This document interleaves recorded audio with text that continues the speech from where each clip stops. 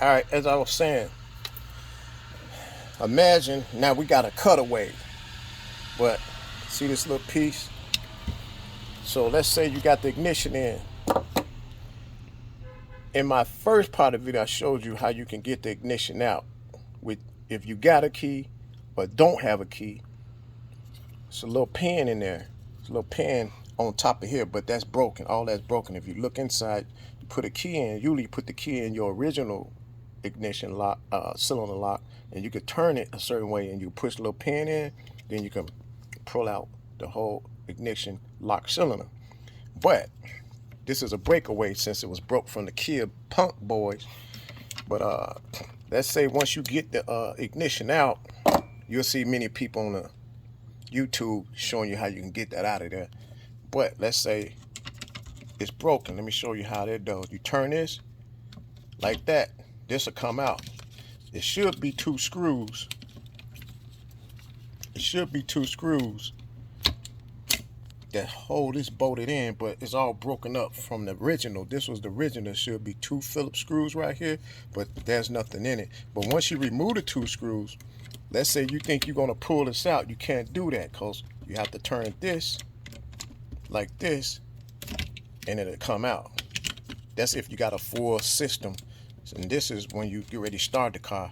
But right now, this is where the switch would be at if it was off. So with that being said, now you know how to get the ignition out. You know how to twist this once you get the ignition out to remove the switch. You know what I'm saying? So just turn it, bam, switch come out. Okay, so much for that.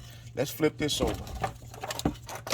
Let's say, and then yeah, you hold this in too. Once you take it out, that means you have to remove the whole switch. What I'm saying, you move the whole switch first, and then you push this thing on that side. But I'm gonna show you how you remove this if you got this setup like that. Let's say most of them have nut ends on it, you know, like 10 millimeters or whatever it is to screw it out. These right here is designed like when they screw them in, the piece right here breaks off so you can't take it out. What you do, you get your 1/8 drill bit. I would say titanium or cobalt. Cobalt is better to drill through metal. And you center punch right in the middle. Get a nice little center punch and drill it just enough, you know, go down, try to be straight. Put some or spray some lubrication as you drilling a drilling bit in there, so you don't want the drill bit to get dull. Drill it in, and then you just have your extractor. Get you a bolt extractor, and when you turn it in there counterclockwise, it's gonna go down inside the hole you drilled and remove the screw. Once you go into a reverse, like you know, if you unbolting some, it's gonna go in there inside the hole you drill with the extractor, and they're gonna screw this out. This is screwed in. Then you just go to your Ace Hardware, take that bolt, that piece that you take out, match it up.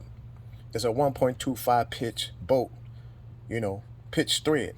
I would say 1.25 pitch thread, 8 millimeter, 1.25 pitch. That's what you need. Then you can put this back on with your new stuff and all of that. That's how you get it out. But yeah, I got this piece. This is garbage.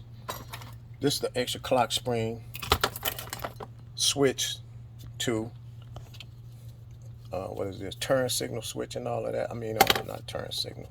This your turn signal over here. Your windshield wiper thing. This is still pretty good, so I kept that.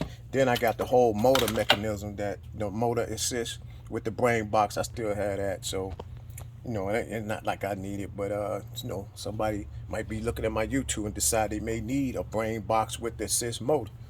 But yeah, I still got that. But yeah, that's how you do that. Yeah, I got that kid done when it got my money. You know, made $440 off that deal. Okay, back to the back cave. Do some more work. Peace out.